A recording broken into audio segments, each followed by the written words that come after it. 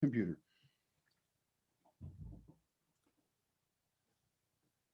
We're recording. Okay. Hi. So Sherilyn, I haven't seen you for a while. You left, was it 3 weeks or a month ago now?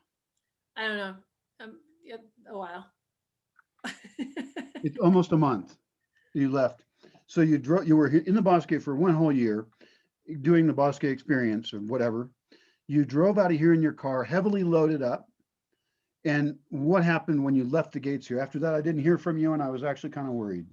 What happened? I got in touch with you a few days later. A few Um, days, but I don't know.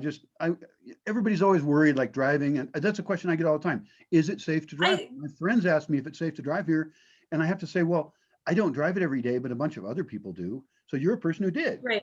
What happened? I let you know the first night. I had Wi-Fi the first night, and I sent you a Oh, message. that's right, you did. Yeah, I And that did. was very encouraging. How was that place?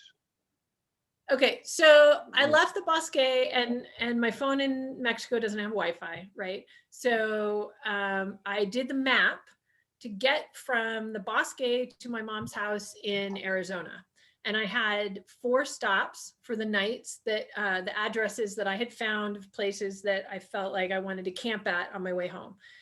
So I went into Oranga and I filled up my gas tank, and then I started heading out.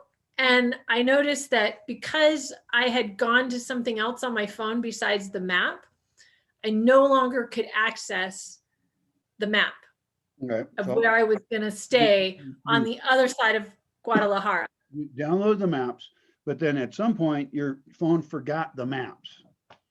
Bad Yeah, map. That would not happen with a paper map. right. I did have a paper map, but it wasn't it's all of Mexico, so it wasn't Right, super right. It detailed. wasn't as specific So I enough. got my paper map out, and you and I had discussed the route from the Bosque to Guadalajara, and you said what road you would take, and that's the road from Quiroga, you know, like you would have gone all the way to the Quiroga Not road quite where to my Quiroga. map told me. But before Right, you get to right, Quiroga, when you turn at that place with a long name, you take a left there and you drive on whatever goes off to up there. That's a common. right. My phone, that's a common route. My phone had told me to go the way I came down, which was like back roads and all that. So I was kind of planning on going that way, but then the map disappeared and that road wasn't on my map. So I went the way that you said. You had to go because your computer forgot how to get there, your phone.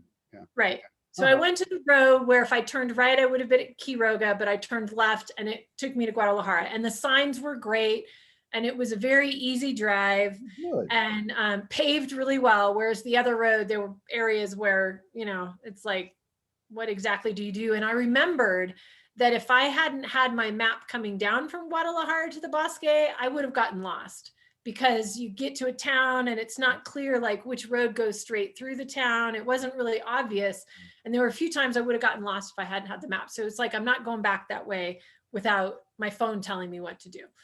Right. So I got to Guadalajara and I knew I could find Wi-Fi in Guadalajara to get to this place that I wanted to stay at that night. I didn't want to keep going unless I had my phone telling me where to go. Right. So I'm driving through Guadalajara, following the signs to Nogales or Tepic, So I knew that I was kind of going the right way. At one point, things happen really fast, right? And everything's in Spanish. And I'm driving along, going into Guadalajara. And at one point, I missed a turnoff to get into Guadalajara to go, to the Nogales Tepic. So I turned around and I was like, I know it wasn't like obvious. It's not like you took this turn off and then you just go around and get back on. Right. And, Wasn't clear like it where you normally is. Yeah. Wasn't clear where I should go. So I stopped at a gas station and I asked this guy who had his hood open. He didn't speak any English. So another guy came over. Of course, I'm masked. They weren't. I get my map out. I'm, talking to them about where I'm wanting to go. The one guy says he'll get in my car and take me to, and I was like, no, that's fine. I don't need that. And so anyways, he basically pointed out, go behind the gas. I would never have gone the way that I ended up going if I hadn't gotten the information from them. And so I did. He has a cool trick. What's that? He has the cool trick. Yeah, yeah. He knew how to go, and I got on this road and I just trusted, and I ended up seeing signs for where I needed to go. So great. Okay, fine. So then I'm looking for Wi-Fi, and I'm in Guadalajara, and it's a little tricky. And you know the roads, like how there's in Morelia, the main four in the middle, and then there's median, and then there's more road on that side. So it's like tricky to pull off and Right. do anything. And You have to know where you're going to get there safely, but you don't know where you're going. So you're trying to be hyper aware about like, who's going to turn where exactly? What the fuck kind of sea of cars am I in that I would like to navigate and leave later with all my limbs intact? right. Like, And it's Mexico, so the rules are very different. Did you drive into Guadalajara? I'm in Guadalajara. I'm in the Oh, inner city, I would and have it's big, I know. right? It's a Like great it's really city. I would big. love to go there and explore it. I don't really want to be driving around in it, but I would love to like spend 2 weeks in Guadalajara. Absolutely, which was my plan coming down to Mexico, is I would spend time in Guadalajara, San Miguel de Allende, like I would do all these places, but I, like COVID happened. I'm pretty sure Guadalajara is one of the best cities to live in the world, but that's another matter. Yeah, So your yeah. experience, back to your experience. So I see a Walmart, and I'm like, and I don't shop at Walmart. I don't do Walmart, like I'm not interested in Walmart. And I'm like, Walmart has Wi-Fi. So I pull into Walmart. First of all, Walmart as a brand, and that's why they won, because you know what to trust. And yeah, that's why chains work, you know. yeah. So I pull in, and it's a gated parking lot, right? So I actually had to pay to park to go into Walmart. Oh. Yeah, it was really interesting. So I go in, I find a parking spot, I go up. I don't even have to go inside. I've got Wi-Fi. So I get on my phone, I Wi-Fi. get my map going again, and I know where I'm going. And so I go back out to my car and I try to leave. And he's like, "Where's your ticket?" Where's your receipt? I don't have a receipt. I didn't buy anything. I was just here to steal your fucking Wi-Fi. Right. And of course, my Spanish isn't so great. So I'm trying to like explain to the guy, basically, I gave him 5 pesos, right? I was like, "Can I pay you?" Because you're supposed to pay for your parking inside. So I just paid him. He let me go. He made the thing go up so I could leave, like, whatever. So then I'm on my way. And I can't remember the name of the place. It was near Tequila. Didn't it sound like Deborah's or something? The name of the place was something like Deborah's, but the name of the town, I'm not exactly sure. And my phone didn't take me to the address. It took me to the plaza in the town. Right. Although I had put the address in the phone. So it was maybe 20 miles off the main road that goes like to Tepic out of Guadalajara. When I looked it up, because I did look it up, because I like to know where the hell people are and if they're having a good time and stuff, and what I'm missing out on, of course. So you said it was 20 miles or so off the road, right? Yeah.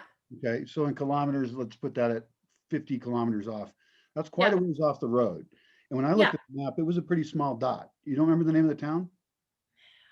I'd have to get my Mexican map out. And then how many people are in the town would you guess? Is it Aronga sized, Yotatiro sized, Pátzcuaro sized? It had a plaza like Aronga. Let's call and it. I like drove all the way into the town because that's what the lady on my phone was telling me to do, right? And very tight roads, big cobblestones instead of the little cobblestones. So, and yeah, lots of businesses, lots of people. And the place that I stayed was actually on the outskirts of town. It wasn't out, I thought it was out of town a ways, but because I didn't have it on my map, I couldn't find it. Right. I went to the gas station as you come into town. I went back out of town and went to the gas station, and I asked the lady there. She had no idea. And then this guy walks in and he's like, "What are you looking for?" And I was like, "Oh, you speak English, really good English." Again, he went to school in the United States, right? Like all those other people that we talked to, their English was really impeccable. Yeah. And so we talked for a little bit, and he's like, "Oh yeah, it's just right down there, like, maybe a mile, and it says this, and it's on the left." And it was super, super easy. Fantastic. I drove in. It was a woman walked over to me. I drive in and it's all grass, right? And there's horses. A picture of that. That's what made me say that it looked like a nice place. Is because there's a car in the shot, and then there's this like field out there of green. Yeah. Yeah. And, in their homes, and you could rent a cottage, or you could, they had RV spots, maybe 10, 12 RV spots. I was the only one there.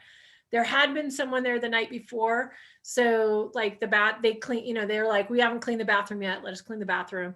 It was a, you know, bathroom for everybody. So it had a toilet, shower, sink. Shower was cold. It said in the book that it was warm water showers. It wasn't, it never got warm. So I cleaned my feet, you know, whatever. But yeah, it was nice. It was really short grass because of all the animals. Cool. There of course is, you know, like poop everywhere because there's animals. So, The you farm. know, that's, So it's a yeah, farm that's transitioning into the option of hosting people. I wouldn't say it was a farm, and it's been this for years. Like Really? it was Okay. it was in my book. It was in my Mexican camping book, Right. which was like 6, So they've I probably been think. hurt by the pandemic actually quite a bit. I think a lot of, yeah, I think a lot Yeah. of people. I really, my advice to them actually, maybe they'll see this video sometime. My advice to them would be to kind of think about the design of where you put people at, Yeah, spread people out as much as possible, focus on people being mostly self-reliant, or offering things like composting toilets that you could spray down really well. That would right. save on tons of water. And my Yeah, composting toilet designs in every place like that would make total sense. yeah. They're hard to damage. They work well. So yeah, I would like to see them succeed. So you stayed there Right. just one night, right? One night, and they brought me like tables and chairs, and they were like, I didn't use them. I just put my mat out on the ground and you know, hung out on the ground quite a Yeah. bit. So they were real nice Um, folks. Like, how many people did you talk to? there were 2. I talked to the I think the daughter and the granddaughter, and I think it was less than 10. It was maybe 100 pesos or 150 pesos, $5-7, Because something you're like just that. camping out and It you're was barely cheap. using the place. Yeah. Yeah, I camped out. I barely used the place. That was the first night I slept in my car. So I put all my new curtains up, Oh, and I wanted to hear how you that know, my went. bed's comfortable. I have the tie. I asked you about this before. That's not a lot of clearance between the bed and the car. How did that feel? Did you sleep okay? Nope. You didn't. Yeah, I slept fine. I mean, I could put my knees up, Yeah. right? They don't hit the ceiling. Sure. You So, could you probably turn know, if over, I'm sleep laying on your back, side and all that. yeah, Yeah. yeah, it was fine. And then of course I have the table on my or that piece of wood on my tables that's Oh, that's right. exactly the same height Right. as So my you've bed. So got my like legs can sprawl a little bit. sure, and you've got Yeah. infinite Yeah, nightstand. so it's fine. Yeah. Well, that's cool. Infinite nightstand. Yeah. And they had electricity, so I was able to like juice up my laptop, although I can do that on my car when I'm driving too. Yeah, so I spent the night there. I left the next morning pretty early, like by 7:30, and hit the road. And I had Wi-Fi, so I was able to map me to the next place, right? Great. And the next place that I had chosen was near Mazatlan, right? Uh-huh. And the closer I got to Let Mazatlan, me catch people up here because I know the geography and other people need to learn the geography of it. Let's not assume they. uh-huh, So you're a little bit to the northwest of Guadalajara in a rural place. You shoot over to Tepic probably, right? yeah, Okay, you arrive in Tepic. Now you're on the common coastal route that everyone should know. And that just shoots up the coast. The next, there's Puerto Vallarta, you probably pass near there. not through it, but there's a Right. sign for Yeah. it. Yeah, And you kept going north. And right. Mazatlan is a fairly important port city. Mhm. And I was there. The promenade looked nice. I didn't spend enough time there to figure out what was special about it, but it's Right. something I liked it. So what was your Yeah. experience? So I decided as I got closer to Mazatlan that there was way too many people and I didn't want to deal with people, Yeah, right? popular Like place. my experience in Mexico is a lot of people think, you know, like they dismiss COVID, and remembering the Avoid maps people, that I avoid had people, looked avoid at, people. I would have been north of the promenade, and it was just like, you know, I think I'm going to pick a different spot. I'm going to pick one that's not on the coast. And Right. so I looked at the book, right? And I actually did get off the toll road as well, for quite some time. So between Mazatlan and the next place, which was Cuernavaca, something like that. It's not right on the coast. And there was a camping spot there. And so Toyota? I was like, I'm going to camp at this place instead. And basically, it's one of those places that locals go to for swimming. Like they have It's called a swimming pool. balneario. Yeah, a balneario. Yeah. And it said it was open. And of course, this is in the book, right? That's from 2006. So I followed the direction. The directions in the Mexican camping book are great. And they're not all exact, but if you just trust and keep going, it might not be kilometer 1.8, but just keep going. You'll Right. find it eventually, Good enough right? directions. And so, yeah, I followed the directions. I found the balneario and it wasn't open at all. Gates were closed, Totally closed. locked, nothing there. It was early in the day because I had planned on not driving as much every day. And so That's good. then I looked at the book again, like, okay, what's next? And there was one that I had wanted to go to on the way down, and I had skipped it because it's an hour off the main road. Way off the main road. But and it was like farming roads, you know, you'll be dealing with tractors, it's slow, it's dirt roads, all this kind of stuff. So, you know, you might not want to do it, but I check the time. It's warning you that the roads are like my roads. Right. And it's worth doing, right? Like it was pushing it, but saying if you're cruising down, you probably don't want to go to this place, but if you're not cruising down, go to this place, right? And it was in Las Glorias. Las Glorias, okay. And so I followed the directions in the book because, you know, by this time, my map, it's not in my phone, right? The map anymore. And I don't have Wi-Fi. I'm in rinky-dink towns now. There's no place for me to hook up. So I'm following the directions in the book. Interject here for anyone actually listening, which I hope they are. If you're planning a trip to Mexico, these are the kind of issues you need to think about. Yeah. So I want you to personalize this information into your own trip planning and how you look at maps and how you plan ahead. Now, of course, the ideal is if you're always online, and of course, her phone, if it had both signals, she would have been in a very different position. But I would recommend that even though that's a great way to do research and you should save it and use it and get better at using these tools than we are, I would recommend having some backup. Like if you don't have signal, make sure your paper maps are really awesome. And I'd actually love to improve the maps that I mean, all these routes. When I hear what she's saying, I'm trying to figure out, do I want to recommend this place? How can we make a string of places to stay from the United States all the way to Bosque Village via New Mexico, via Arizona? This is the Arizona route, or the other one would be via Texas, and have multiple places to stay all along the way that we have relationships with those people. That'd be awesome. Anyway, sorry that's my advertisement for how people can use your words of wisdom. Well, I'm not going to advertise this place. Nobody should ever go to Las Glorias. Oh man, I was hoping you're going to say it was a paradise. Okay, so I go off the main road, right? Everything's paved. The directions are kind of right, but you know, sometimes when it said follow the sign too, there was no sign, but it's like, you know, I'd been watching my kilometers and so, or my miles, so I knew, right, that I was going the right way.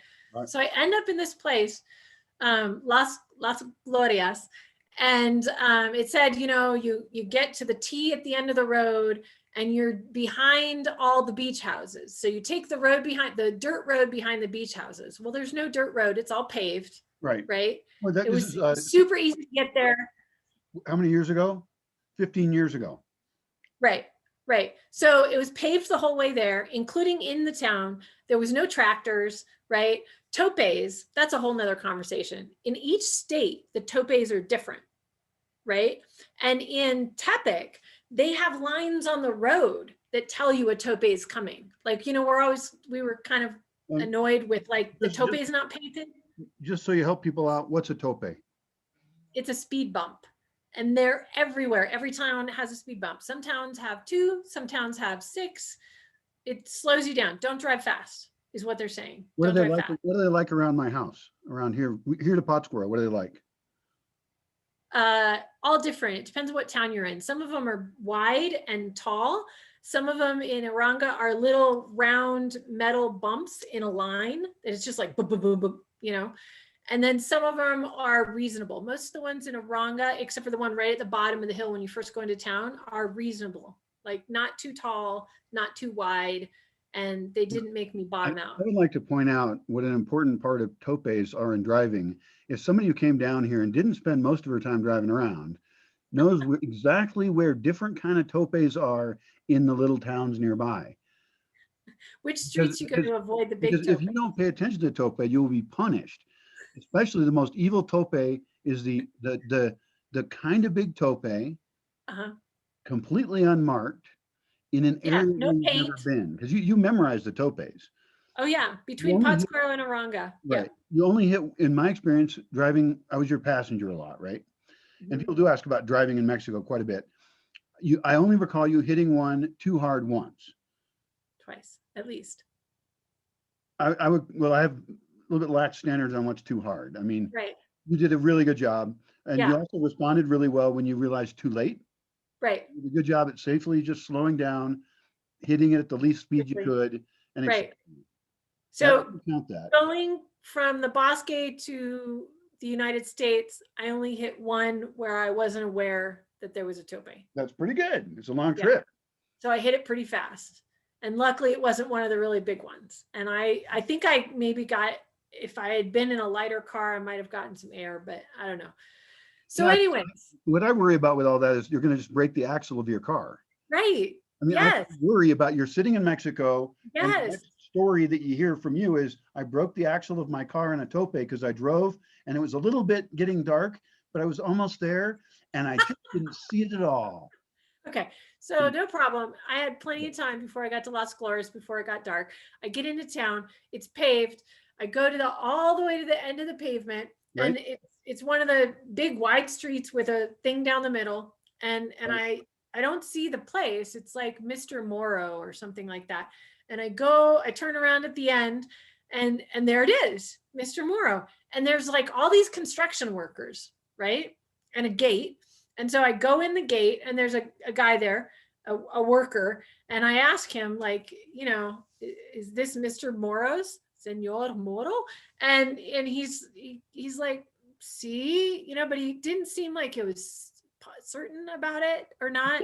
And he points, and I drive a little farther, and there's more buildings. So they're doing construction right as I go in. There's this big building under construction, like a house, like a big house. Yeah. And then there's like a motel, right? And then there's like a covered eating area, all open, the sides are all open. And then there's clearly like multiple little camping spots, and the beach is right there, right? At the end of that, there's sand. Well, there's a swimming pool and all kinds of stuff. It's quite dilapidated, right? Great. It's not I like up, the it's not applicator. fancy. There's nobody else there. There's another car there, but I realize it's probably a worker, right? And I see a guy, and this young guy comes over and starts talking to me. He speaks no English. And so I'm like, can I stay here tonight? Yeah, no problem. I park. He had me move to another place because of the lamps. He was like, there's light at night over there all night. So you probably want to be here. So there's no light, Not have too right? much light. That's very considerate. Oh yeah, definitely. I was really appreciative of that. I don't want light on my car at night. And so I was like, can I pay you? And he's like, no, tomorrow, pay tomorrow. Don't worry about it. I didn't even know how much it was going to cost. I asked about a bathroom. The bathrooms, By the way, I would like to there's interject that is technically a flaw, that you should not do that. Always negotiate your price up ahead of time. Sometimes when you Right. don't, you won't be screwed. Most of the time you won't be screwed, but the odds of someone saying, give me $50 is right. entirely possible. Yeah. So Yeah. Okay. So the bathrooms in the motel. So I use room 3, the bathroom in room 3 to, I check the water right away in the shower. It's cold.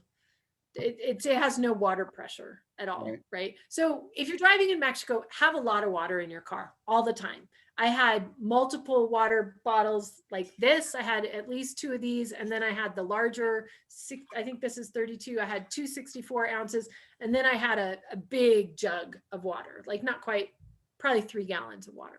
right. Lots of water. So Travel that with was water. one of the 5-gallon jugs, but you only filled it a third full. No, it wasn't a 5-gallon. It Okay. was a smaller. 'Cause when I it was a travel, I smaller stick in my van, I stick a 5-gallon in there, Yeah. one of those, and then I have a couple Right. convenient ones like gallon ones and shit like that. Right, to drink out of. Yeah. So I had lots of water. So the first thing this guy does, what was his name? I wrote it down. shoot, I can't think of his name off the top of my head. This You was probably like, won't ever meet him again, so it doesn't matter. oh no, I'm definitely going to meet them again. All right. Every time I go to Mexico, I will go here. Absolutely. Absolutely. Whether I stay at that spot or not, I will go here, but nobody else should go. Everybody else should avoid it, but I will go back. Okay, well, I So- may have to edit this video and bleep a few things out. We'll see what Right. happens. So the first thing he does is he brings me this foil, right? And inside the foil is garbanzo beans like edamame, right? Fresh garbanzo beans that have been roasted over a fire with salt on it, Yeah. right? And he's like, have you eaten? And I was like, no, I haven't eaten. Of course not. I just showed up. And so he brings it. So I spray it all with alcohol, right, on the outside. And then I went out to the beach and just macked on this fresh garbanzo. I've never had like green garbanzo beans in the pod, right? You open the pod, you pop them. They're so good. It was really, really good. Yeah. That's a right? really nice welcoming gift. It was a really nice welcoming gift. Then he walks over and he gives me a mosquito repellent gel in a tube. And he's like, you want this? And so I like put it on right there because it was right about the time when the mosquitoes were coming out. And that's an issue at the coast. Yeah. For an hour in the evening and an hour in the morning, there are mosquitoes. And then there's no mosquitoes. Okay. So I put it all over and then I went to give it back to him and he's like, no, it's for you. So he gave me like this tube of like mosquito repellent, which I didn't have any mosquito repellent. This guy knows how to be a host. This guy is fulfilling needs that you don't know you have. That's empathy. That's enlightened empathy. Yes, absolutely. So then he goes, then I'm set up. I go down to the beach. I walk on the beach. There is nobody on this beach in both directions. There are no people on this beach at all. Right? I've never been to a beach in Mexico where there's nobody on the beach. And going in one direction, there's the town. And going in the other direction, there's like one more building on the beachfront property. And then it's a park. There's no, all the way down to like a point where there's a cove. It's this long stretch of beach where there's a park. And he said, because of COVID, there hasn't been people down there, right? Right. So then I go back and it gets dark, and then I probably shouldn't talk about some of the other stuff, but he comes and he offers me other things, and so he offers to take me for a walk down the beach, and of course he doesn't speak any English. I speak very little Spanish, but we actually had a really nice conversation going down the beach, right? Talking about he does have kids, they're in the States. The place is his uncle's place. So he's been working for his uncle and living at this place, living and working there while they're doing the construction and stuff. And super, super nice guy. So I spend the night there and my plan is I'm leaving the next morning early, probably, right? Like 7:30 or something. Sure. So I'm like getting all packed and ready to go. And this other guy comes by. His name is Juan. I can remember it because it's the true Mexican name, Juan. All of them. He's got 4 names and they're all like, you're not Mexican, are you? Like all Juan Valdez or whatever. Right. So he comes by, he sees my Oregon license plate and he speaks perfect English and starts yakking at me, right?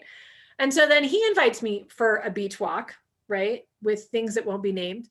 And we're having this great conversation and I get back to my car and I'm like, I'm not leaving, right? Like, right. I'm not leaving. I'm staying another night. I think that sounds brilliant. He asked me if I've eaten yet. And of course I hadn't eaten yet. So he's like, okay, I'll bring you some food. So this guy is the guy who was hired by the builder to feed the workers. So he's the chef. He's a construction crew chef. He's already making a shit ton of food for really hungry dudes. And talking a little about bit at the skinny white chick isn't going to hurt anybody. Not gonna hurt anybody. And that's pretty unheard of. Like most guys on Mexican construction crews don't get fed, right? He was saying this isn't a common thing. Pretty remote, not super remote. I bet you the difference is this is my guess. If the crew is sleeping on site, they're probably going to get fed. If they don't sleep on site, there's plenty of other food systems that will feed them.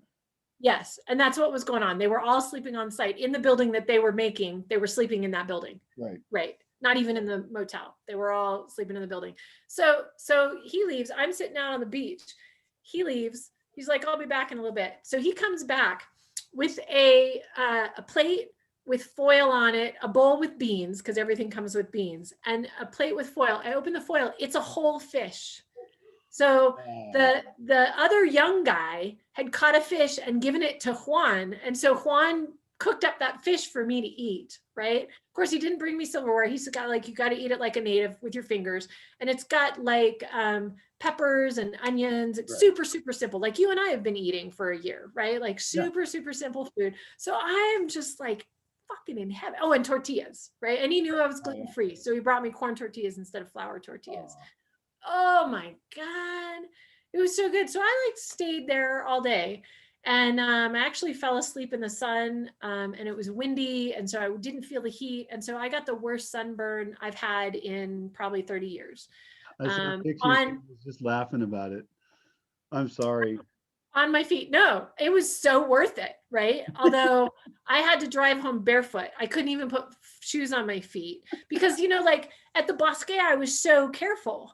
And my feet haven't seen the sun because I always have shoes on them at the Bosque, right? I don't go barefoot. And there I was going barefoot on the beach, right? I'm not going to wear shoes on the beach. I was going barefoot. And then I laid my mat out and I did yoga. And I had done yoga and qigong in the morning before I was going to leave, right? And so I was laying with my legs crossed and both legs, very interesting design between my knees and my toes, and the top of my toes got sunburned. It was really bad, really, really bad sunburn. So, but of course you don't feel it till the next day, too bad. So sleeping was difficult, but that was the worst part of Las Glorias. But I probably did like four beach walks.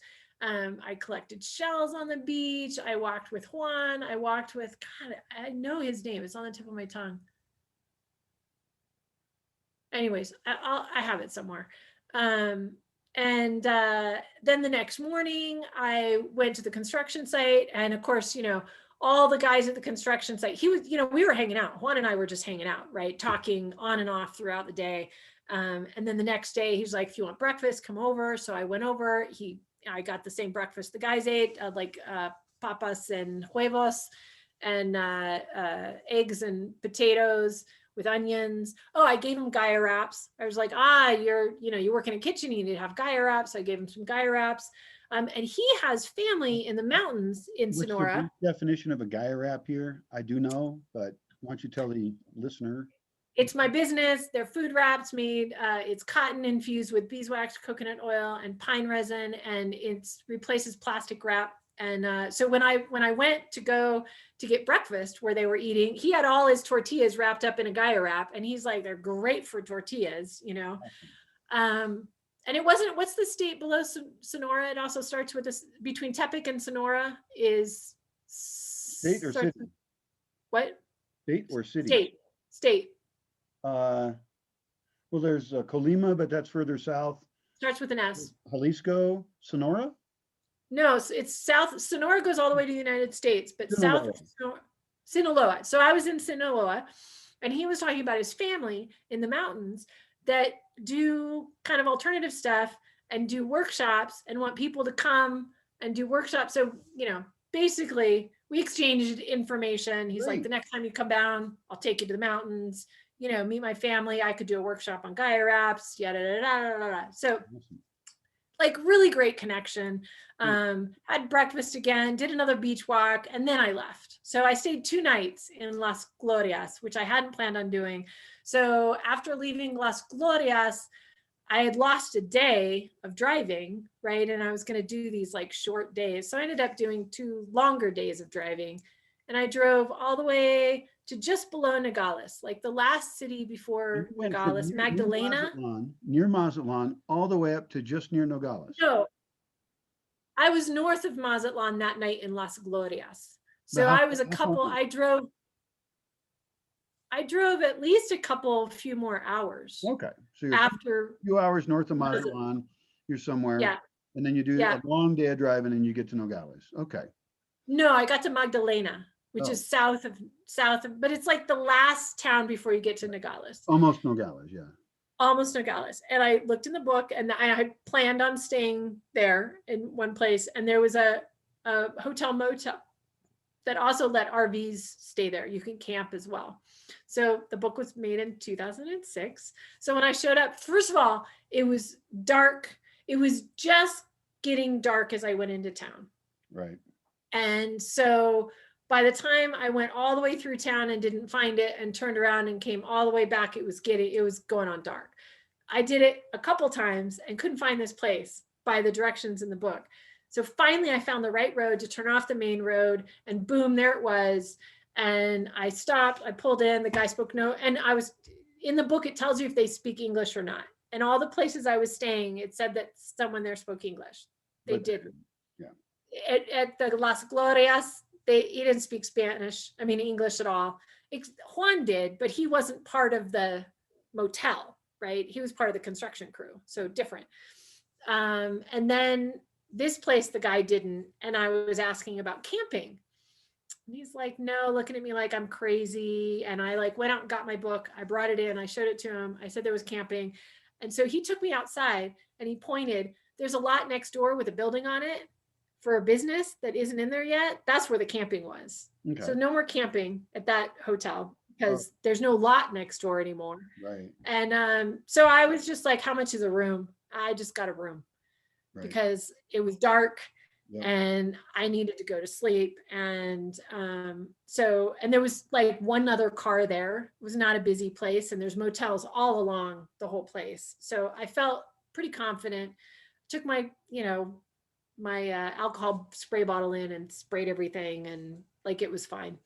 And Wi-Fi. So I let you know that night that I was there. Cool. And so I think you didn't hear from me for like 3 days, because the first night I contacted you, the last night I thought that was an annoyingly long period of time. And I think that anyone traveling from here to there, because I get all these questions about security and crap. Well, the least that people could do when they travel, if anybody's ever worried about that, is at least, text people and keep them up to date on where you're at. Yeah. Nice. Well, I did when I was able to. I did. I know. Yeah. So they don't have Wi-Fi out at the beach. They did not have Wi-Fi at the beach, and there was no like Walmart at the beach, right? See, that sounds like an amazing find. And you said it was kind of dilapidated, right? Oh yeah. I like dilapidated because I don't want to pay for fancy. No, and when I left, it was I want to say he charged me 200 pesos, $5 a night. If he to park my car. Wait, charged you 200 pesos, you only stayed 2 nights, that's 100 pesos a night. Yeah. Okay. So he charged you 100 pesos a night. You had a secure place with friendly people. That many dudes around, if they're good dudes, is great for security. Oh yeah. And they were all the dudes were wondering where my husband was. Because of course, they were all talking to Juan about me, right? This gringa shows up, she's by herself in this car, and he's getting all these gifts from me, and like he's feeding me, like all this stuff. I'm not paying him.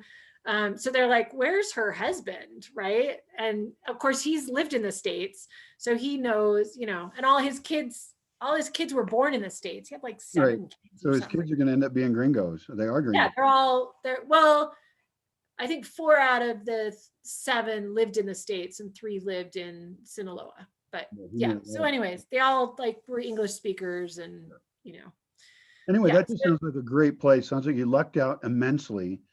I mean, I'm not sure why you left exactly. Yeah. Because let's look at this. 100 pesos, for those who don't understand this. He charged you $5, maybe $6, depending on the exchange rate. Let's call it $6, $5, whatever. And then he kept tossing food at her, including a fish pulled out of the ocean, freshly cooked.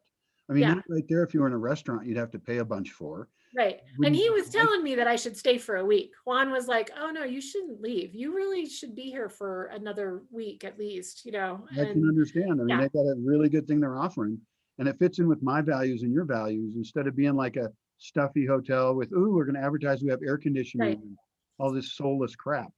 Nope. No, it was pretty phenomenal. And there were times like the first day, the full day that I was there, like I went out on the beach and I could see people down the beach, but they were little specks, right? And then some people showed up during the day to the place I was at, and they like went on there on the beach. They were hanging out. So I don't know if they were friends of the owner or what was going on, but there were a couple like teenage girls that were there, and they were hanging out on the beach. And Yeah, so there were like a few people around, but what I was told was on the weekends, all the Mexicans come Uh, and they hang out on the beach. But mm. during the week, like there was nobody there. Now, you made a specific choice when you left here. You could have left before the weekend or after the weekend, and you decided to leave after the weekend, so you were traveling during the week. That was Yeah, a strategic decision to, for example, stay in the place you were staying in right. a very mellow way you did. Nobody was playing a radio, nobody's fucking around. That sounds great. Yeah, no radio. Maybe the Lot like we've talked about though, lots of construction. Las Mhm. Glorias, there were so many houses being either built or being worked on. Uh-huh. And I was trying to scope out like VRBO potentials. Like, would I go there? And, like if I came down with a blessing, which is my group of teenagers in my life, Right. like if I came down with a few of them, it might be worth like getting a VRBO and having a multiple bedroom place and then having, beachfront. And I looked online and I only saw one VRBO in Las Glorias, but when you're driving around, there's a lot of for rent signs, Right. driving Yeah, out no, of they're town trying when to I capture a left. certain market. That market has been a lot of gringos. That's been also people from Guadalajara going out there. I don't know where they're coming from. Yeah. Yeah. Um, I understand all that, but I have a counter suggestion, which is not optional really. It's a hard suggestion.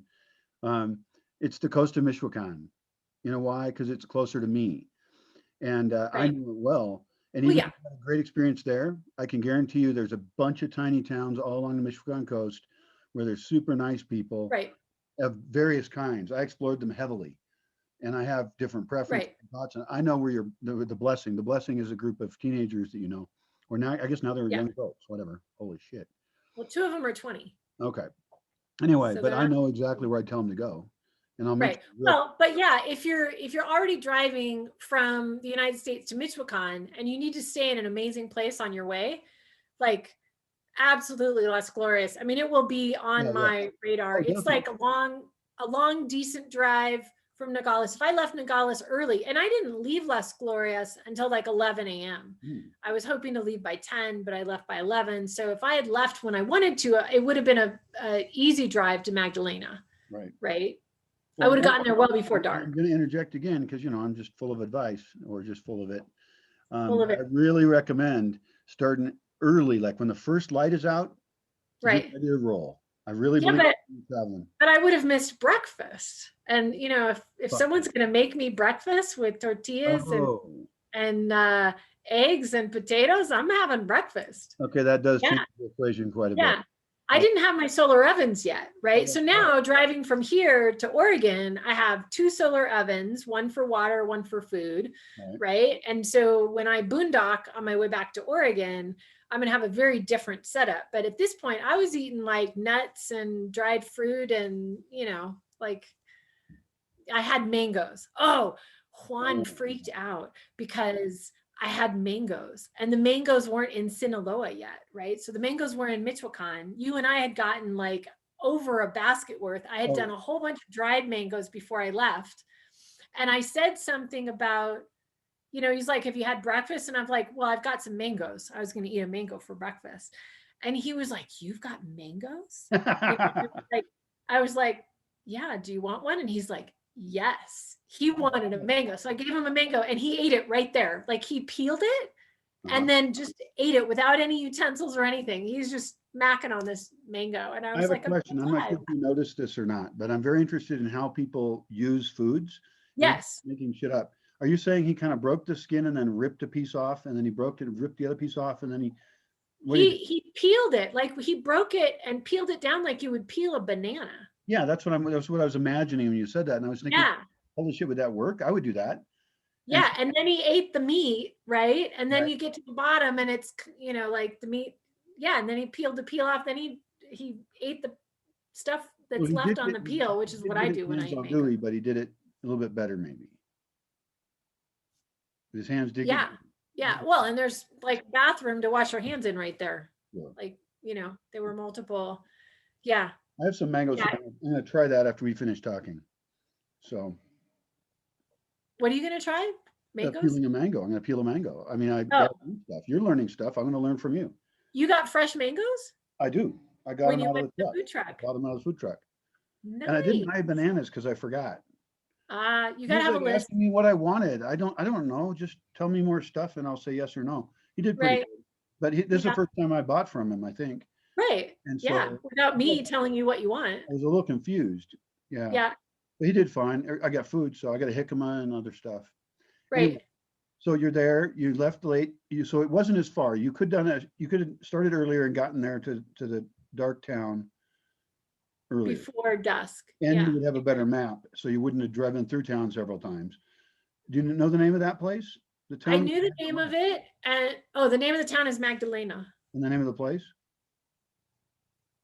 I don't recall. It's in my book, which is in the Yeah. car. And they didn't have camping anymore, is that right?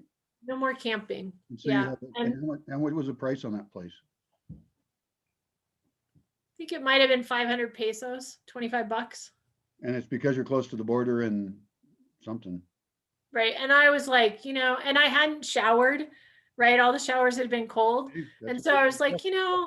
take a shower and, have Wi-Fi. And Yeah. yeah, I was Well, fine with I it. think this is part of my, I think everybody should do their own research, sure.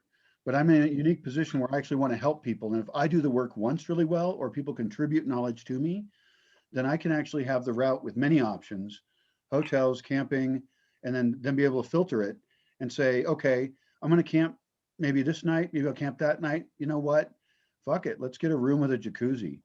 I mean, Sure. just Yeah. mention the options and other people can figure out which ones they want to do. Right. Right. And if it's a really special place like Las Glorias, I'm not putting that anywhere on the internet or whatever. I mean, we're having a conversation about it, but like I wouldn't put it on iOverlander. But I'm going to have to beep out this conversation when I publish it. That's fine with me. I'll do it. Well, it's okay. It's one thing to have someone see a conversation. People are less likely to like watch a video to find out what places to stay. Not But on video. iOverlander, if you're going from point A to point B and Right. you put in a city, it's going to show up. I Right. wouldn't put it there. Also, Right. I would really recommend for a place like that, for my own thinking, and also if I was hosting in such a place, I wouldn't really want people to come out for one night. Even coming out Right. nights on the weekend would be better than one night because they get a fuller experience. Right. Even if they had to drive from Right. work Well, it also, late. But for travelers like you, right. and basically we call them midweek travelers, these are people who are Right. like traveling a further distance, but it could be a great place to just hang out and enjoy for a few days. Like, I mean, I can imagine week. just from what you've described, and I've been to lots and lots and lots of Mexican beaches. Yeah. From Yeah. what you described, it sounded like a great place to just sit around and Yeah. read a book and eat some food. And I'm a good camper. I bring my own stove and everything. Yep. You have your Yep. own, they're GoPro solar ovens. You have those now. And you're gonna show me your oven. This is a GoPro solar oven with an evacuated tube. It's called an evacuated tube. That means that the inside is black, the inside tube with the water in it. Around that is a glass tube. Between the two is a vacuum. Did you get that? Black tube with the water. Around it is a bigger tube. Between the two, there's a vacuum. If you have a vacuum, no heat can pass it. That means all the radiation's coming in, heating that black thing up as much as possible. That black thing right there, that has a vacuum inside it between the glass part and the black part. It's like two tubes. And it cannot be any more efficient in terms of using solar power, transferring solar power directly into heat exactly where you want it and pretty damn fast. That's an advertisement practically. That's a cute carrying case. Why don't you tell me your experience? Because you have it now. You have two models, right? So same model. It was a buy one, get one free. And it was such a great deal. And it's the size of this tube is for 1 to 2 meals. If you're using the tray, if I take the tray out and fill it with water, it'll just boil water. So my thought was if I have 2 of them, one is for my tea water and one is for whatever I'm cooking. Because I drink a lot of hot And beverages. it was a 2-for-1 of the same exact model? Yes. Okay. Yeah. Yeah. So And it was way cheaper. Let me see the length on it, because they sell really big ones, they sell fancy ones, they sell things with gizmos. And I have to kind of think about what I would want. And I have very different goals. I'm not very mobile. That's very small. Yeah, it's very small. So it fills and it comes with a brush to clean it. And it also comes with, and so I've used it twice. Of course, this is maybe another video because we're not talking about traveling for Mexico anymore. Well, we But are. I think it that people comes should with travel these. with these. Yes, yes. So it also comes with these little silicone things that you can put inside. So you can just put food inside, Oh. but if you're baking something, so what I've done so far at my, and of course, you know, I'm at my mom's, so I don't have to use it. Right. But You haven't road tested it yet.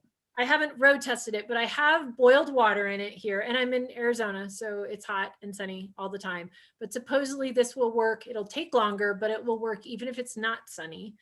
And it'll work even if it's cold outside, right? Because of the vacuum tube, right? Yep. It could be sunny and really cold and it will boil water. Yep. So I boiled water and it was hot, like very. I have a question. If I put cold water in it and it's, 11 o'clock or something, how long does it take to get to boiling? The directions said that it would take, I think, 45 minutes to an hour. And I think it happened quicker than that. They might be not trying to like oversell it, they're trying to. Right. Well, it's 90 degrees here in Arizona. Right. So it's hot. And it happened. And your water's starting out hot, maybe. No, you're not supposed to put hot in the tube. Why not? Yeah. So especially if you've preheated it. Oh, because they're going to crack the tube. Sorry. Yes. Right. So, and then I also made a batch of muffins and I used the little red cups and I did muffins in there. And what I found was it worked fine. It cooked it. And, but the middle didn't cook as fast as the outside. So halfway through the baking, I would have spun it around next time I make a baked good in there. So there might be temperature differences even within a little bit because of the ends. Yeah, and it says that in the directions too, that you might need to shift it around a little bit. My guess is that the larger ones also, because of the scale of them, would act differently. Yes, and they have like 4 or 5 different sizes. So 1 to 2 people, 3 to 6, 3 to 4 people, and then they have, I think, up to 14, 16 servings. And so, like you can just chop up vegetables and stick it in there. You can cut up sausage and put it in there. You can do whatever, depending on what kind of food you eat. I'm imagining having enough of these ovens, bigger ones than that. I don't need them to be as portable because I'm not driving, but I'm imagining the biggest ones they sell out on the rook thing, the castle thing out in front of the lodge. Yeah. And have them all lined up, sucking in sun, and then put them on something we can turn. Yeah. And all day long, those are making food. I'm going to be really interested to see like how long it takes to cook beans. Like you and I have talked a lot about us cooking lentils and garbanzos because it's more efficient food, like to cook those time-wise than it is to cook like black beans or pinto beans. So yeah, I'll be interested to see how long it takes to cook that sort of stuff. That's another odd case, and it was really hard for me to think about this. It took me some time. There might be a name for it. But if let's say this oven can cook beans faster because we're annoyed because we're wasting propane and or firewood and time cooking these damn beans that never seem to get done. Or the solar, because I did beans in the solar cooker and they were in there all day. I know. And not fully cooked. And this is my belief, kind of. I've come to this idea of I'm not trying to cook beans better anymore. I'm trying to not eat beans that way at all. And I'm open to other ideas. I'm open to koji. It's a fungus that eats the beans and processes it. I want some other process to exist other than me applying heat if I'm going to have beans in my life in any way. Well, one thing that I did when I was there is I sprouted the lentils and garbanzos before we ate them. Sprouting is a great idea. And it doesn't mean that there's a long sprout. Like the garbanzos, the sprout maybe was just barely coming out, and then I cooked them. So then you're just steaming like a vegetable, essentially, right? Because it's starting to grow, but it hasn't. Is less. Yeah. And it has water in it, which means the heat can get in there better and cook that. Right. So instead of soaking overnight, it's maybe I soaked it overnight and then rinsed it, and it had like 48 hours of sprouting. Sure. Right. A couple more days of soaking and rinsing that does waste water, but that water can go into a very specific, extremely clean gray water system. I actually Right. think there shouldn't be one gray water system. There are different kinds of gray water. Yeah. Even when I open up a can of, I've been eating canned goods for a little while, which I know isn't ideal, but that's what I'm doing for reasons. Anyway, I open it up and there's extra liquid in there, right? And I use the Yeah. top and I drain the liquid out. And I've been dumping in a bowl, but I realized there's still lots of nutrients in that. There's as Oh much yeah. nutrients in that as there is in the beans. Yeah. So I'm just throwing out really rich water. I could toss it in a pot, and then Right. next time I'm hungry, which won't be that long, I dump Yeah. some other crap in it. Doesn't really matter what, and Right. Yeah. I'm wasting. There are different types of gray water. Is what I'm saying. Right. And Yeah. the kind of gray water you're talking about is just rinsing out like garbanzos is Right. very clean gray water. Yeah. You could Absolutely. probably make lemonade with that. You could. Sure. I when I was in the lodge, usually when I did the rinsing, I used that for plants. But That's fine too. and the canned stuff, like that's not rinse water, that's cook water, right? Right. So it does have more nutrients in it than just rinse water would. Right. Yeah. Definitely. Yeah. So that's an interesting thing to point out, though, is some other time I should actually do a brainstorm thing, or anybody else can as well, of what are all the different kinds of gray water. And we could make some system changes about where we dump what, and it just magically goes away, but it goes away to the spot where that kind goes away, and it's dealt with separately. Right. So I do that with other kinds of Yeah. waste as well. So anyway, we've got you in Right. Magdalena. You're in a place, you've rented a room. You sleep well? That's right. I'm not in the US yet. So I rented a room. I got up early the next day like I, typically do, and left. And so I was within an hour from the border.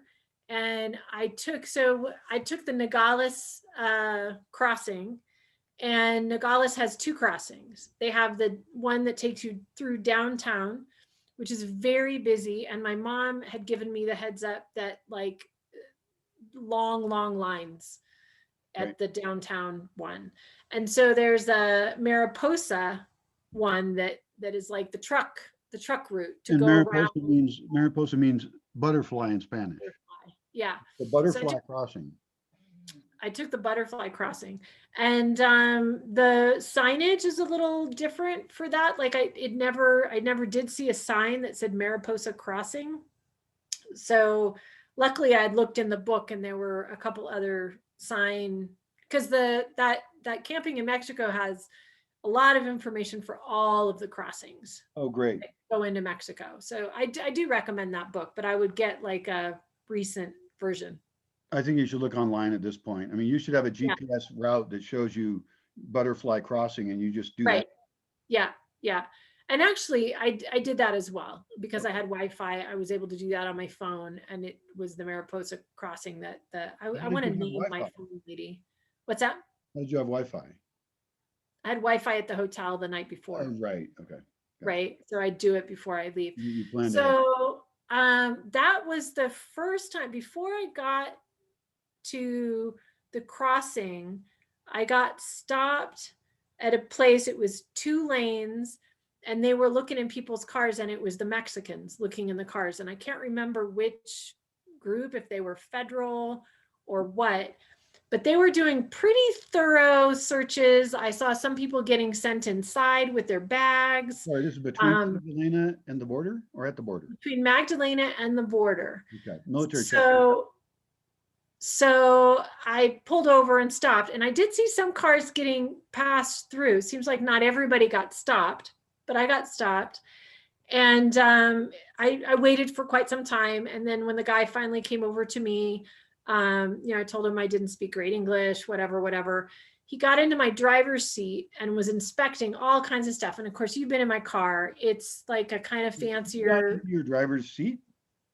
He got into my driver's seat and was going in all the little storage places, At one point, he showed me a 10 peso coin, like that he had found on the floor, and he showed me like that he had it and he put it somewhere, right? Because I have coins in a little thing. So, like this fell down, I'm putting it away. Right. My car, right? It was packed. Totally not as packed as coming down, but if they wanted to have you unpack and look at everything and repack it, that would have taken 4 to 5 hours or some shit. It would have taken a long time. So, so it's a Toyota Sienna. So I've got the front doors and then the back sliding doors and then the very, very back door. So this guy is talking to me. Another guy comes over. We start chit chatting. He gets, I open the back door. He starts going through some of that stuff. English or Spanish? What? English or Spanish? All in Spanish. All in Spanish. Okay, just checking. Nobody speaks English. Because one time when they did this to my van, they did have a guy that was speaking to me in English. He was speaking to me so well, and he was, I think, really bored out of his skull and just happy to be talking to anyone interesting. And I was having trouble paying attention to him searching, and I wondered if he was trying to distract me. Right. Yeah. Well, I was not distracted. You were Right. paying I was paying attention to what they were doing in my car. Good, good. And so he grabbed my basket that has all my basket making supplies in it. And you know, I have a deer horn in there. That was the one thing he zeroed in on. He pulled it out, and that's when he called the guy over, and they're talking. And so I looked it up really quickly what all was in Spanish, because that's my all. I use that to make the baskets, right? Right. And it doesn't strip the bark. A metal awl would strip the bark. Right. And I told him, I said, I just got to interrupt because there's other people in the conversation that can't talk a lot, and I'm going to help them out. And awl is spelled A-W-L, I believe. And it's a little tool for poking through things and doing crafty stuff. And hers is a deer horn, because a metal one would be too harsh, and deer horns are also cool. So right.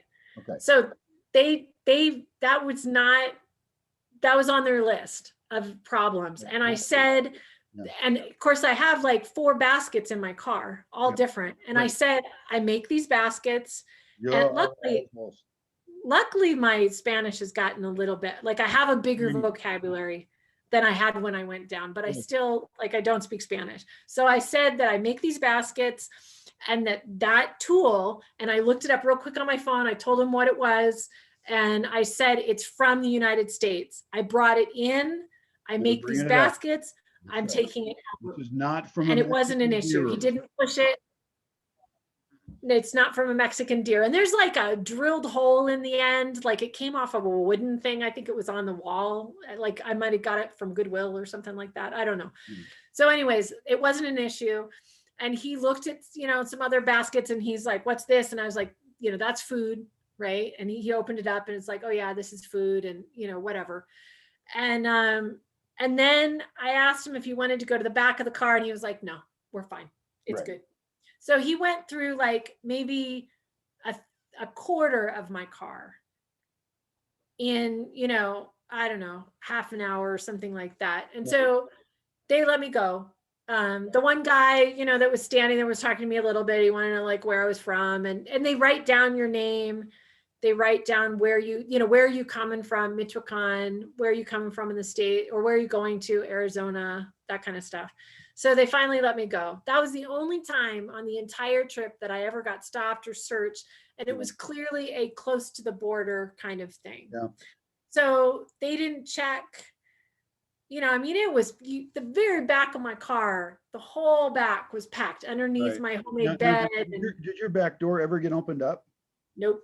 Good, because there's a lot of crap in that car, and I have video of it. So, and the truth is that most of that shit you did bring down here, and the rest of it was gifts you bought here that helped the economy. Right. Big flower pots. Right, like I had those big plant planters, clay plant planters were, clearly right. And by the way, the reason he showed you that 10 pesos is to try and gain your confidence that he's not robbing you in any way. Yeah, exactly. Those guys know the stereotypes of cops in Mexico. And the federales, these are federal guys you're dealing with there, are pretty straight shooters as far as I'm concerned. I don't know if they they were.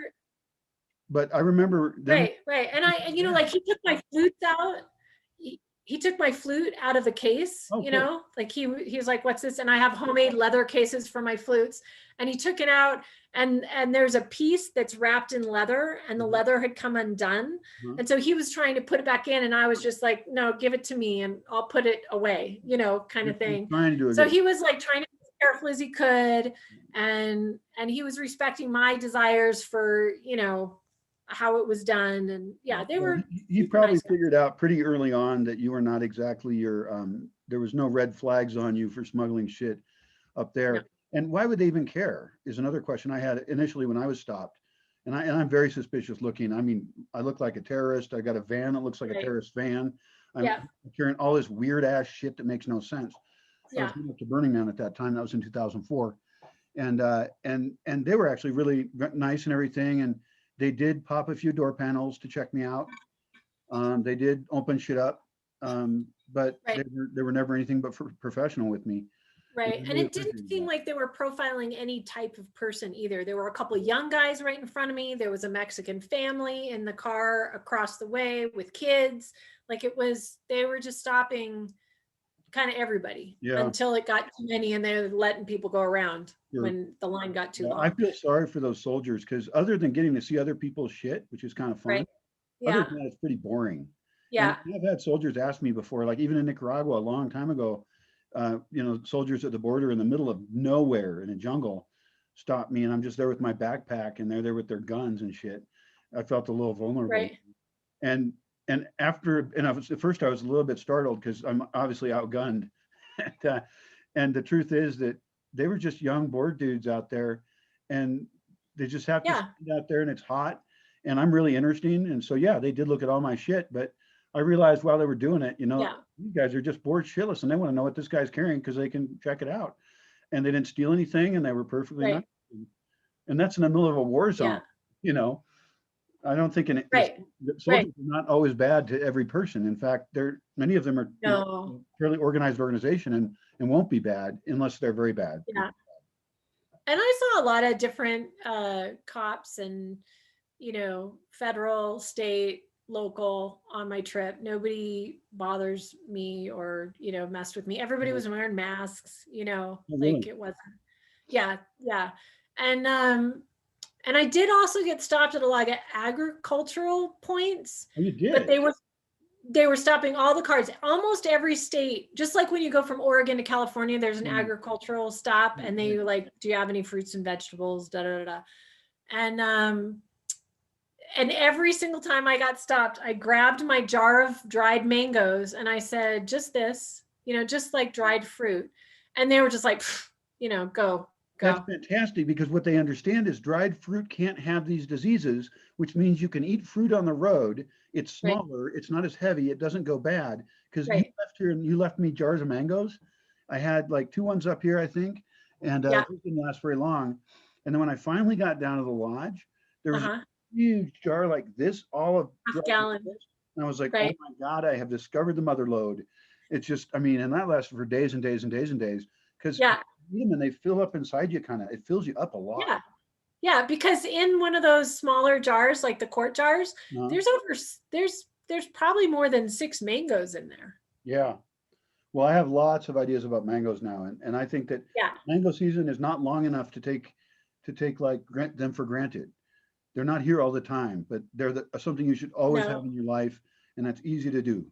Yeah. I'm very pro And mango. after having like as many mangoes as I want to eat in Mexico for a long time, I mean, I think maybe there were 3 months that we couldn't get mangoes.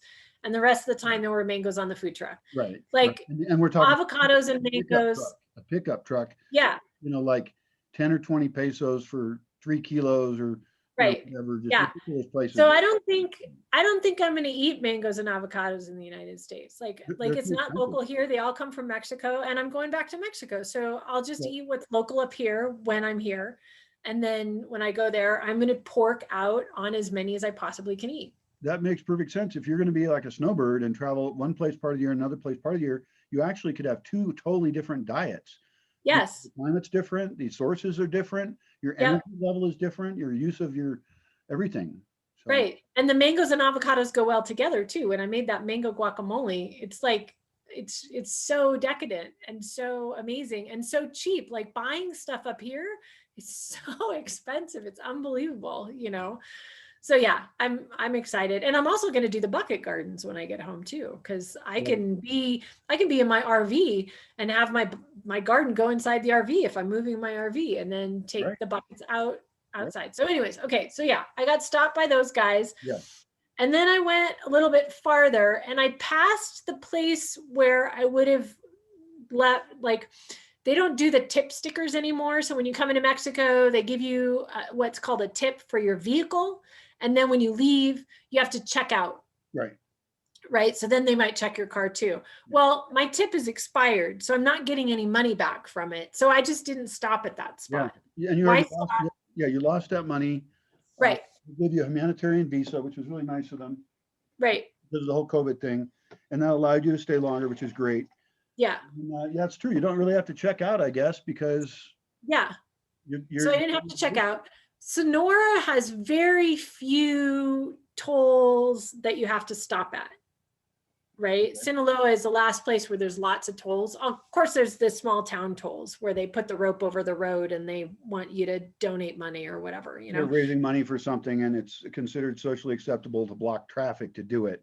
I find Right. it I rather kind cool. of don't count that as a toll. No, I don't But count it. so after that spot where I would have checked out if I wanted the money back for my tip, I went a bit farther, and it was like 10 to 9, maybe a quarter to 9, 10 to 9 when I was going through this area in the morning. And I got stopped, and there was clearly a toll booth up ahead. There were maybe 10 cars between me and the toll booth, and nobody was moving at all. We were just sitting there. And what I realized, and I thought it was a 24-hour crossing. It's not a 24-hour crossing, I don't think. And I'm going to look this up for when I go Very, back very in odd. again. But at 9 o'clock, it opened up and everybody started moving and they asked for a toll. It was a very small toll compared to some of the tolls like down in Jalisco. Wow. It was pretty pricey in Jalisco. Sonora has the best roads too. And there are very few tolls in Sonora, which is very strange, but absolutely the best Right. roads. And my belief in heading down and coming back is the same. The toll roads are better than the US roads. They're in better shape Really? than a lot of the roads in the US. Absolutely. I haven't driven in the US for a very long time, and certainly not on a Yeah. freeway anyway. I mean, the last time I did a lot of Yeah. travel was 2004. So I have no idea what's going on in the United States with infrastructure. Right. Yeah. Good roads in Mexico. If you're on the toll road, you're fine. You're not going to hit potholes and have crazy stuff That's what happening. we're talking about. So then after, I have my friends talk to me and they're always so scared of Mexico, and I'm supposed to waste my time reassuring them. It's so annoying. Like, go read and stuff and learn. Yeah. But exactly what you're saying. I mean, it's like things are just not your stereotype, and some things are different in this way or that way. It depends on what your stereotypes are. right. And it's changed a lot. From what I've read, the roads have gotten a lot better in the last decade in Mexico. No, if you read like Lonely Planet Mexico, and they were in the 70s driving around in Mexico, that's a different country than you can experience now. And you get lucky if you get to experience what those people did. Right. Definitely be getting off the beaten path. So if you want to just get places, those toll roads are like freeways. And also those toll booths, you can stop at them before or after them. And they've got bathrooms. They've often got stores of crap mostly. So you should really have your own stuff. And then sometimes you can buy like really shitty tortas, like sandwiches and stuff. But boy, they suck. Restaurants. Yeah. And a lot of times the people are standing there with the buckets of tamales or whatever, and they're selling, you're in your car. You don't even have to get out of your car and they're selling you stuff. I actually think that's a fantastic service. Yeah. I hope that they would be all COVID aware at the moment, but if that passes anyway, we can go back to normal. I love the idea that, people come up and they just offer you stuff and they never pester you. Like if you're on a bus and because I've had people come in the bus and they walk around the thing and they try to sell stuff to you. Right. I usually don't want it. Right. When I do, I'm kind of happy about it because, I give somebody, I mean, they make more money because they're selling it to a trapped customer. Right. And I don't care because I'm on a trip and spending 5 pesos on something is nothing to me, or even 15 pesos for a shitty sandwich. Yeah. So I sort of like travel food, but I do like the idea. We talked about this before, of making things that are like pemmican. The dried mango thing is absolutely brilliant. Essentially, with the mangoes, you can eat all the fresh food you want. Yeah. Just dried, which is a different kind of fresh. It still retains all the freshness, really. Right. Yeah, I was doing soaked almonds that I had dehydrated, soaked in salt water, and dried mangoes for a couple of days. And then I got that fish, and then I got that Mexican bread. Man. It was and awesome. now you're up there, and all you get is Subway sandwiches, probably, which I miss too. I want a Subway sandwich. I would eat the hell out of one.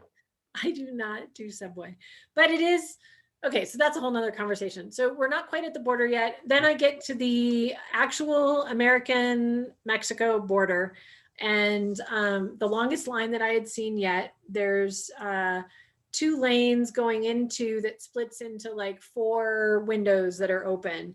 And you drive up, there's signs telling you what you can and can't have. There was a welcome to America sign. It's all like, if you look at the, there's the wall, right? So Oh, yeah. barbed wire and, going in both directions. Yeah, it was, Mexican license plates, American license plates, lots of different. It might have been like 30 minutes to get from when I slowed down to get up to the actual talking to a person in a window. It's not too bad. They wanted to see my passport. He asked me some questions. I said, well, seeds is on your list and I have almonds, and he didn't care about that. So basically, if you tell them something that you have that, and you act like you're being helpful and concerned, that's just like, they're like, no, that's fine, no problem. So he looked at my passport. I drove to the next building, and there was a sniffing dog. He sniffed my car. I left. That was it. Then I was in the US side of Nogales. Wow. That was, yeah. And one thing that I noticed driving in the United States, and actually I got a little verklempt. It was really interesting. I kind of got a little like emotional after I got, what's that? Verklempt? Verklempt. What Yeah. the hell does that mean? That sounds like an old lady Jewish word. Yeah, you get a little teary-eyed and like, No? and yeah, exactly. Verklempt. That's verklempt. So it was after I pulled away from the dog sniffer area. It's been a year since I've been in my own country. And you didn't And it even was know you like, were in the United States when you left. You thought you were going to visit Mexico, and you end up staying a year. yeah, yeah, ha ha ha. So and then I got over that really quickly. And then I'm driving along, and the first thing I notice is the speed limit, right? The speed limit. I mean, I've been in kilometers, and my car has both kilometers and miles, right, for speed limit. And I've been driving the speed limit in Mexico, right? Like, I don't typically drive over the speed limit, although people are passing me all the time. It's like, I'm in no hurry. My car is totally weighted down. It feels like a tank. Like, I'm just going to get there when I get there. I've driven with you. The only people that drive slower than you are people whose car is about to break down. Or the old farmer trucks with all the load, the load that's like hanging off the side of the truck, and they're going like 15 miles an hour. That would be so illegal in the United States. Oh, there's a lot. Yeah. So I don't think I've driven over 65. I think 90 kilometers an hour was the most, going from Aranga to Morelia. Yeah, even in Morelia, even on big freeways, you It's don't really. not fast. I mean, you're probably doing 50 or something. I don't know what you were doing. Yeah, 55, I think, is 90 kilometers an hour, is 55 miles an hour, maybe something like that. Like, I don't think I hit 60 in Mexico. Even on the Sonora, like, straight shot roads, I think 65 is the fastest I drove. Miles per hour. Get into the US and the speed limit 75. Holy shit. I'm like, no, I drove 65 all the way up to Green Valley. I just was like, I'm still on Mexico time. I have no desire to get there faster. Like, I'm just got my music on. Like, yeah. So then, and it was, early in the day, I got to my mom's, and it was, it's fine. It was a no problem journey. Great. It was super easy. Sounds perfect. Yeah. That is absolutely great to hear. I just love getting people's travel stories, partly because I don't travel, and so I get a vicarious thrill, because I know what these places are like. I can make up in my mind so easily what they are. And I'm not making it the same way you're seeing it, because you really saw it.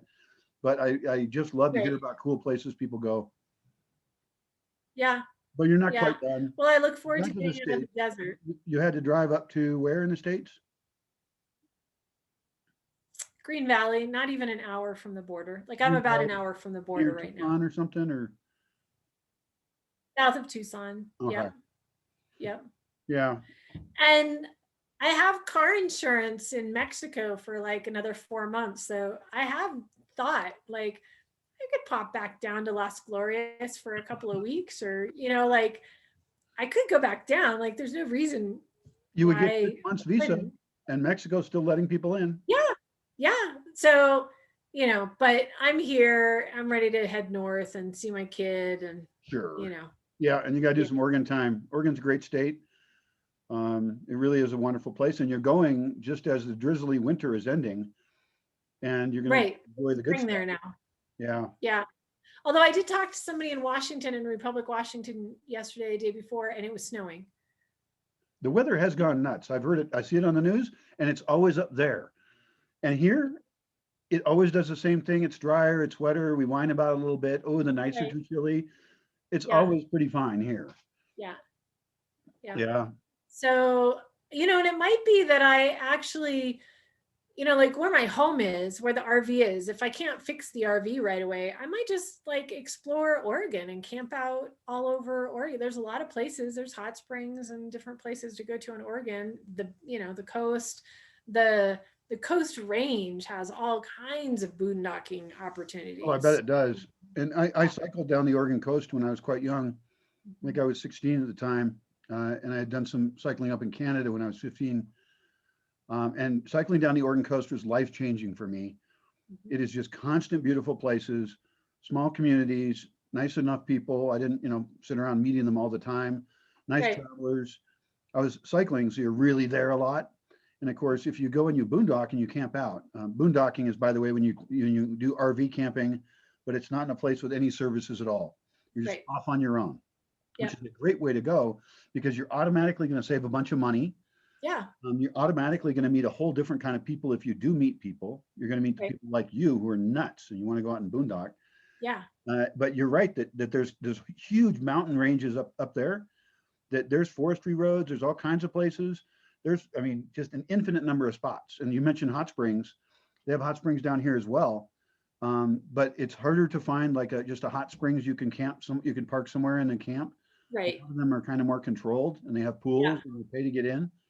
The balnearios. Yeah, if you do know of a secret hot spring in Michoacan where I live, keep it secret.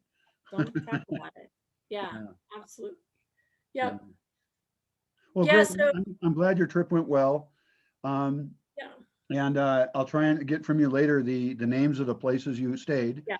and we'll either keep them secret or we'll have people go there or just tell them to our friends. Right. I want 20 more on that route. I want everybody to have options, and I want nice, safe travel. And in some cases, there was somebody going to come down here. She's going to bring a friend of hers, and actually, and her daughter too. So they all want to drive down, and they're all asking me these questions. And I'm like, I don't travel. I don't know anything. Yeah. But Do it. Travel. Do it. Hit the it's really road. great. And the thing And is, they have fear after fear after fear. They're right. all faults. I mean, Right. in a way, the driving part is the most dangerous part because it's the most uncontrolled.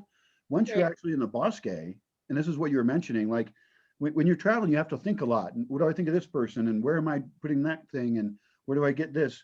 When you're here, there's almost nothing to think about in that sense. I mean, Oh it's not yeah. like you have to watch out for cars while you're walking around on a trail. Right. You know, Not at all. Yeah. whole And different. my trip down from Oregon, I mean, I came down, I stayed in the same place in Arizona, and then I was traveling 2 months later than I had planned on leaving January 1st, right? And then I didn't end Right. up coming down. I think I didn't end up getting down to Mexico till the first week in March, Right. right? So I was hightailing it. I like drove, I only was 2 nights to get to the Bosque, 2 nights, I think 3 days driving. Mhm. And I stayed in hotels. I just like drove until it was almost dark and then got a hotel and then, up first thing in the morning, or like you said, it gets light out, boom, gone. Grab street food, right? Like I'd get there, it'd get dark, I'd walk out, all the street food, all like in Guadalajara, I stopped on the way down and, went and got tamales and whatever. So I wasn't exploring at all. Yeah. I didn't do a lot of exploring on the way back. I did purposefully get off the toll road because I did want to see a little bit more of the back Mexico, and I'm comfortable, with that. And I did it I I got off the toll road on the way down because I couldn't find a cash machine, Mhm. and I didn't have any more cash for tolls. So I had to get off. And that was like in Jalisco. Uh-huh. And so if I was doing that again going down, I would be exploring more in those areas if it wasn't Right. coronavirus, Well, right? you know a lot more, even after a year here. We did not go out that much, but I noticed No. in the very beginning when we went out, I would be constantly navigating heavily, and I would Yeah. still do that in Morelia now. Of like, Yeah. I'm looking as much as a driver is what's up ahead because I'm trying to help you. And Mhm. there's just, as you know, random things occur. And you know, a car just put some cars are crazy people. They just pull into little tiny spaces, and you're not really in control of what their decision making is. Right. And so you never know. And then you've got rocks in the road that mark a hole in the road. Like it's Right. better to hit a rock or a hole. I don't know, but Yeah. they both seem like hazards to me. And then, Yeah. and then I think by the end of your stay, I was directing you way, way, way less. Like Uh-huh. I could actually relax and look at stuff and not think I was going to die or anything, you know. Right. And so I think you improved, and so that's another thing going. I think from now on for you, Uh-huh. will no longer Yeah. see driving in Mexico as this big ominous thing, but you're Right. like, okay, well, stuff will happen. I'll get some tacos at some point, or you know, depending, whatever you Yeah. like, and some juices, and you'll know where to stay, and you meet some people, and then you get here. I think it's It's easy. still like a video game, It is still though. It's scary. I'm not gonna. definitely, there's no relaxing when you're driving ever. Even if you know the road and know what's going on, it's like anything could happen at any time. And the rules are very different. And yeah, What does it mean I when you? am more relaxed. What does it mean when you turn on your left turn signal? It means either I'm turning left or it's safe to pass me on the left. Could be Wait, so either or. if I was behind you and you turned on your signal, you're either going to turn left And I, or I'm supposed to go onto your left. Those are my choices. yeah, yeah. And so it's situational, right? Is there a left turn up ahead? If there's not, then you can pass. But if there's a left turn up there, I'm wondering, is it okay to pass this person, or are they turning left at this next road that's coming up soon? So Yeah. any of you can, I'm sure, understand that that is an overloaded signal. It is a signal that is one signal, but means completely opposite things that could easily get you into an entire car wreck. It's the oddest thing I've ever seen in all of Mexico. I think I've finally come down to the oddest thing. People are often focused if they, as they learn a new culture, whether Right. Mexicans going to the US or US people coming to Mexico, you're very focused on differences. You see those right Yeah. away because they're so big. And then over time, you kind of understand things and you're like, well, that's actually normal to me now. I spent a lot of time in Mexico now. And it's like, I see rebar sticking out of somebody's roof. I know why that is. Right. No, it doesn't mean anything odd to me at all. I think, wow, that's Right. really great, actually. But there's other things like this left turn signal that I've never come to grips with ever. And I don't think I ever can. And I would like to ask more Mexicans, what is the justification for this in your culture? And would you like Right. to change that one aspect? Just change the one. I realize it's a big country. I'm not in charge of anything, but you know, there's a lot of Mexicans out there and they could probably wonder about this with me. And maybe I'm wrong. Maybe it's brilliant. Yeah. But when I Yeah. use a right turn signal, for example, Exactly. a right turn Because signal then, pass me on the left because I'm not going over there.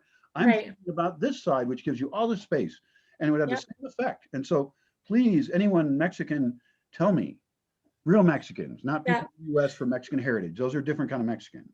One thing that they do that I like that is a signal thing that I don't notice in the US is if there's a vehicle in front of a vehicle and they're either going slower, you're going over a mountain pass and you're coming up upon a truck that's going really slow, the emergency blinkers go on. Oh, If sure. there's something wrong in the middle of the road, the car in front of you will put their emergency blinkers on. Then you put yours on, then the car behind you knows that we're all slowing down here, Sure. right? And that happened a lot on the way home because there was a ton of road construction and that sort of thing. And I like that, right? Like those are good signaling. Mexican drivers are actually very cooperative, very nice. They know that the road is dangerous. They're trying to get everybody home, or they could be drunk, which maybe you shouldn't be driving on a Friday night at 7 o'clock or something, or 11 o'clock, Right. even worse. Yeah, So there are not risks, but they're manageable, they're learnable. There's also the Green Angels out there, which we saw on one of our trips. They Yeah. help people on the road. So as far as people worrying about driving to and from the United States from here, I think it's just a matter of learning a different set of skills, learning Yeah, road signs. You're going to learn a little Spanish, and it's not going to be hard. You're a right. little bit, you're in like Mexican driver's ed. Yeah, What we need yeah. really. Just be really aware, you Yeah. know. So pop in your car, crack open a beer, and take off. Wait, whatever. I'm just kidding. Yeah, one thing my mom said, after a couple weeks of being here, when we were talking about, my experience, she was like, I think this year was really good for you. I think it was one of the better experiences that she's witnessed me having. And she said that I was calmer. I Awesome. can be kind of an intense person, but she was like, you're much calmer. Awesome. And so is that because I'm on, the Mexican vibe time of like whatever? I mean, we rarely had things on our calendar in the last year, That's very right? true. There was not much have to at any one time. The first 2 months was a little bit crazy. There were more people there and there was more like No, planned get together stuff. But I would estimate that we only made. in general, like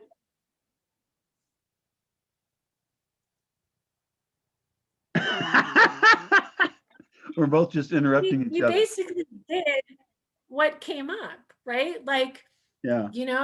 it's raining and so we're doing this today, or it was like every day we did what showed up, right? I cooked food, I came up, checked in, you had something new you wanted to do, we did that, or I had some, like it was very flowing um with what showed up, right? If a dog needs something, we dealt with the dog. If we, there wasn't a In, lot of structured planning in and computer programming, this is known as event driven. Um, yes, Things happen and then there's responses to them. And if you have a yes. good life, then you have a reasonable, profitable, happy response you can make to any given new situation. Mhm. And you're also prepared for the really unknowns that could be negative, like a flat tire, for example, or just, things happen, Right. dog fights, and who knows what. And then, hopefully you have enough space and opportunity and flexibility to also then take advantage of opportunities. Like when you meet somebody and you're looking to buy chickens and they just happen to have them. Yeah. I mean, they Yeah. just happen to I have think chickens for sale. I think the most stressful thing all year was the dog fights. If dogs aren't happy with each other, there's going to be other unhappiness. I agree with Yeah. that. I think that was my highest stress situation that I dealt with all year. Yeah. And I'm more used to that than you are, but I Right. still get stressed out by it. I still Sure. don't like it. Yeah, it's intense. Yeah. But other than that, yeah, whatever. Yeah, that was a miracle all up until the chickens got killed. But before that, that was like you couldn't have planned it better.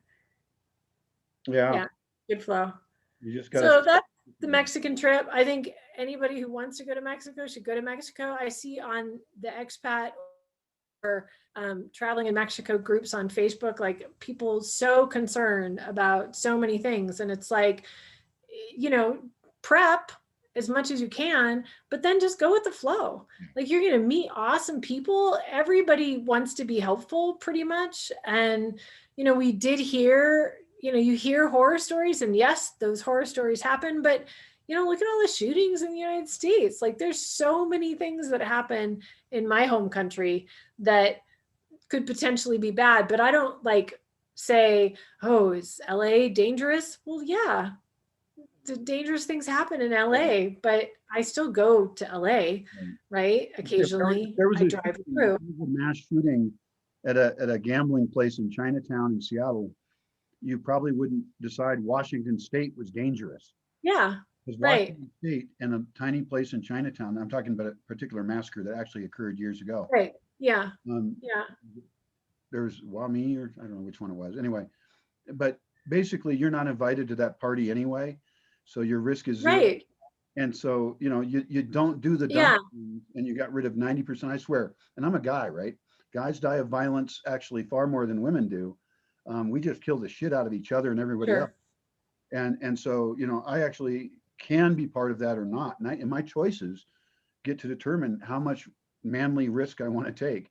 And doing things like getting drunk in bars and being Right. a dickhead to people you don't know is probably a good way to have a whole lot of trouble. because alcohol also correlates with Yeah. trouble. And then guys together in one place are not always at their best behavior. And so No. I don't even go to that. Okay. And I just got rid of a ton of risk, you know, and I get to keep my, Yeah. Don't buy drugs. Don't do anything, that, yeah, yeah. do what you would normally do, and you're probably really safe. Some people are really dumb though, but anyway, we can have lots of advice on how not to be dumb, and I have a lot of that. I want to thank you, Sherilyn, for explaining like how you're traveling in Mexico in a car, not speaking perfect Spanish, although I really like that you try. You do very good at being bold, and I think that goes a Yeah. long way. Even if you know some word that is approximately what you're trying to say, you Yeah. work together with somebody to wheedle out some meaning, and you can have a deeper experience. I think that that's really one of the reasons why you can have a really great traveling experience in Mexico. And it's appreciated too. Like if you don't try, you're going to have a very different experience than if you like. I mean, my Spanish is elementary and my tenses aren't right, but if I have the right vocabulary word, even if it's the wrong tense, they know what I'm talking about. Yeah. Yeah.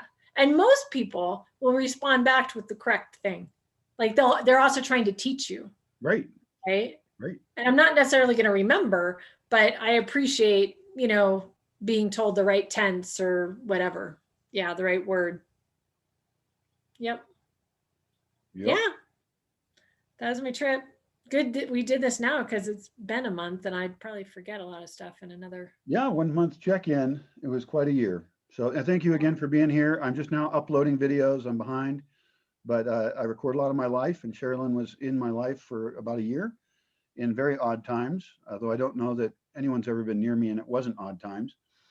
But I thank you for your time, and thanks for your report. I hope that helps more people feel comfortable driving back and forth around Mexico to the United States and can visit me more. Yeah. Yeah.